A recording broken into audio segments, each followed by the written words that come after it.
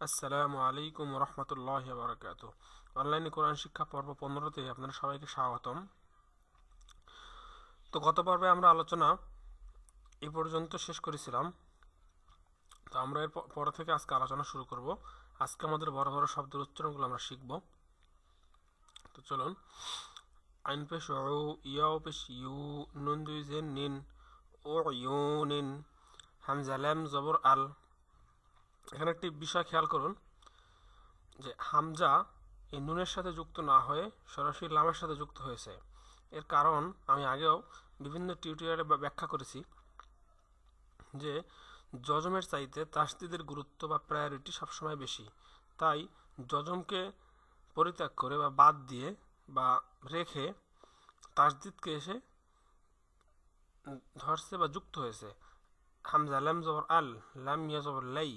ঠিক এখানেও একই অবস্থা, যে যজমকে যজমের সাথে যুক্ত না হয়ে সরাসরি তাসদিদের সাথে যুক্ত হয়েছে। আল্লাই ইয়াক জবর ইয়াক, আল্লাই ইয়াক। দাল জের দি, র জবর র, আল্লাই ইয়াক দি র। মিম র জের মির, রবা জবর রব, মির রব। ঠিক এখানে ওই একই, যে যজমের সাথে যুক্ত না হয়ে সরাসরি এসে তাসদিদের সাথে মিম যুক্ত হয়েছে। রবা জবর রব, মির রব, বা জের বি, মির রব্বি, হা মিম জের হিম, মির রব্বিহিম। এখানে আর একটা কথা আমি বলিনি, সেটা হলো যে এখানে যেহেতু নুনে সাকিনের পরে ইয়া আসছে, ইয়া হলো, আমি তাসবিদের আলোচনায় বলেছিলাম যে ইয়া হলো ঈদগামের বা গুন্নার 4টি হরফের একটি ইয়া। এজন্য এখানে সামান্য গুন্না করে পড়তে হবে। এটা হলো আল্লাইয়াকদির। আর এটা হলো ঈদগামে বা গুন্না, অর্থাৎ গুন্না ছাড়া পড়া, এই জন্য এখানে গুন্না হবে না। ঠিক একইভাবে এই নুনে সাকিনের পরে আছে র, এই রটা হলো ঈদগামে বা গুন্না বা গুন্না ছাড়া হরফ, এজন্য এখানে গুন্না হবে না। মির রব্বিহিম। এরপরে মিম লামজের মিল, লাম জাবল্লা, মিল্লা। দাল নুন পেশ দুন, মিল্লাদুন। হা পেশ হু, মিল্লাদুন হু। হামজা র জবর আর। প্রত্যেক ক্ষেত্রে এই একই সিস্টেমটা আসছে। র জবর র, আর র। হামজা খারা জবর আ, আর আ। হা পেশ হু, আর আহু। হা পেশ হু। দাল লাম দুই জবর দাল, হুদাল। লাম লাম জের লিল, হুদাল লিল। মিম তা পেশ মুত, তা জবর তা, মুত্তা। হুদাল্লিল মুত্তা। কফ ইয়াজের কি, নুন জবর না, হুদাল্লিল মুত্তাকিনা। ফা জবর ফা,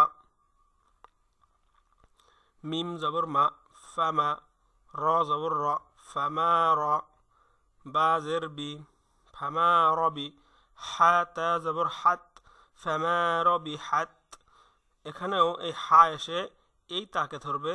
ফামা রবি হাত, তা জের তি, ফামা রবি হাত্তি। জিম আলিফ জবর জা, তিজা। র জবর র, তিজা র। তা পেশ তু, তিজারতু। হামিম পেশ হুম, ফামা রবি হাত তিজারতুহুম। হামজা জের ই, নুন দদ জের নিদ, আনিদ। র বা জের রিব, আনিদ রিব। বা জের বি, আনিদ রিব্বি। আইন জবর আ, বিআ। সদ আলিফ জবর স, বিআ স। কাপ লাম জবর কাল, বিআ স কাল। হা জবর হা, জিম জবর জা, র জের রি। আনিদ রিব বিআ স কাল হাজারি। ওয়াও জবর ওয়া, কফ আলিফ জবর ক, অক।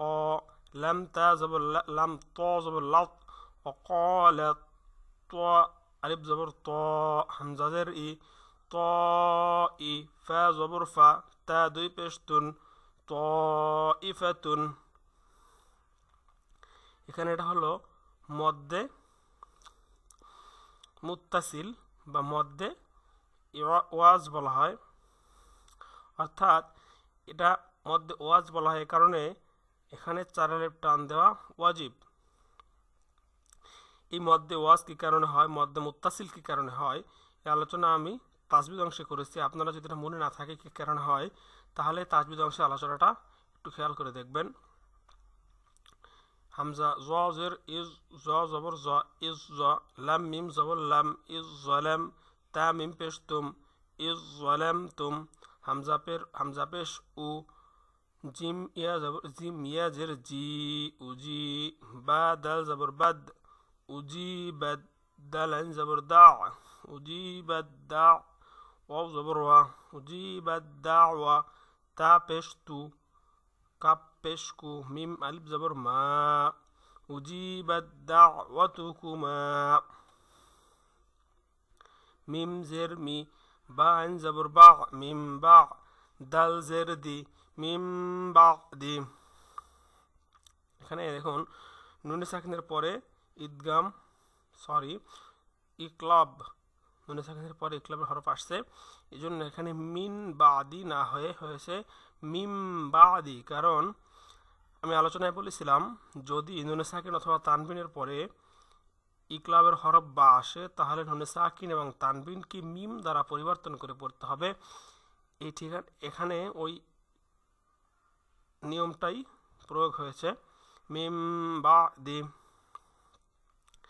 মিম নুন জের মিম বা ইয়া জবর বাই মিম বাই নুন সদ জের নিস নু মিম বাই নিস সদ লাম পেশ সুল বা জের বি মিম বাই নিস সুল বি ইয়াও জবর ইয়াও মিম জবর মা ইয়াউমা হামজা জের ই ইয়াউমা ই জাল দুই জের জিম জাল দুই জের জিন না হয়ে জিম হয়েছে, কারণ এখানে বা আসছে পরবর্তী হরফটা ইয়াউমা ইযিম বা জের বি জিম জবর যা বিজা হা নুন জবর হান বিজাহান নুন জবর না বিজাহান্না মিম জবর মা বিজাহান্নামা ইয়াউমা ইযিম বিজাহান্নামা লাম জবর লা নুন সিন জবর নস লানাস ফা জবর ফা লানাস ফা আইন আলিফ দুই জবর আম, এই যে বা পরবর্তী হরফ, এই জন্য লানাস ফা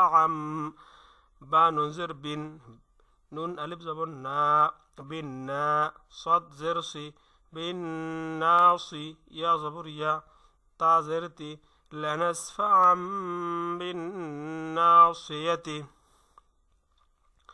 রবা জবর রব বা জের বি রব্বি বিমা পেশ মু সিন খারা জবর সা রব্বি মুসা ও জবর ওয়া হা আলিফ জবর হা র পেশ রু নুন জবর না ওয়া হারুনা কপ র জবর কর ইয়া জবর ইয়া কর ইয়া তা দুই জের তিন কর ইয়া তিন কপ র পেশ কুর বা আলিফ জবর বা কুর বা নুন আলিফ দুই জবর নান কুরবানান র জাজের রিজ কফ আলিফ দুই জবর কন রিজকান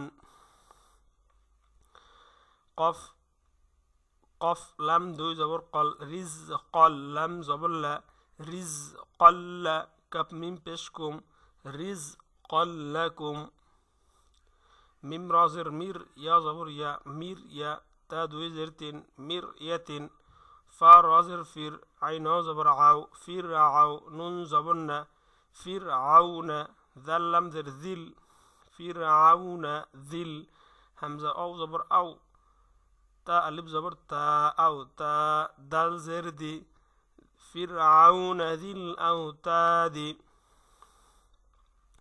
হামজা লাম জবর আল লাম খারা জবর লা আল্লাহ হা পেশ হু আল্লাহু।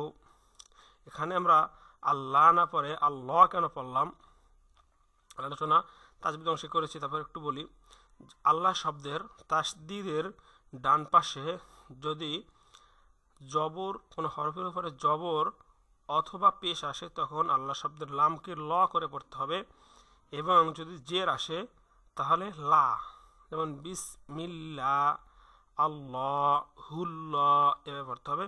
তো এর বিস্তারিত আলোচনা তাজবিদ অংশে করা আছে, আপনারা দেখে নেবেন। এই যেমন আল্লাহ এখানে লাম লাম যে লিল লাম খরা জবর লা লিল্লাহ হা জের হি লিল্লাহি র জবর র সিন ও পেশ সু রসু লাম লাম জের লিল রসুলিল লাম খরা জবর লা হা জের হি রসুলিল্লাহি হামজা লাম জবর আল লাম আলিফ জবর লা আল্লাহ, তা আইন জবর তা, বা পেশবু, দাল লাও পেশ দু, আল্লাহ তা'বুদু। হামজা লাম জের ইল, লাম আলিফ জবর লা, ইল লাম লাম, হামজা লাম জের ইল, লাম লাম জবর লাল, ইল্লাল, লাম খারা জবর লা, হা জবর হা, ইল্লাল্লাহ। এখানে আল্লাহ তা'বুদু, এখানে 3 আলিফ টান, এটা হলো মধ্যে মুনফাসিল, যে মদের হরফের পরে যদি হামজা আসে তাহলে সেখানে 3 আলিফ টান দিতে হবে। এটাকে বলা হয় হরকতি হামজা। আর এর আগে আমরা এই যে হামজা দেখিয়েছিলাম এটাকে বলা হয় আসল হামজা। এটা জবর ছাড়াও হামজা, জবর সহ হামজা। আর এটা শুধুমাত্র জবর ছাড়াটাকে বলা হয় আলিফ, জবর জের এবং পেশ অথবা পেশ জজম হলে এটাকে বলা হয় হামজা। এই জন্য এটাকে বলা হয় হরকতি হামজা। তো এই হামজা যখন আসবে মদের হরফের পরে, মাদের হরফের পরে, তখন 3 আলিফ টান। আর যদি এই আসল হামজা যেটা, এই হামজাটা যদি আসে মদের হরফের পরে, তখন হবে 4 আলিফ টান।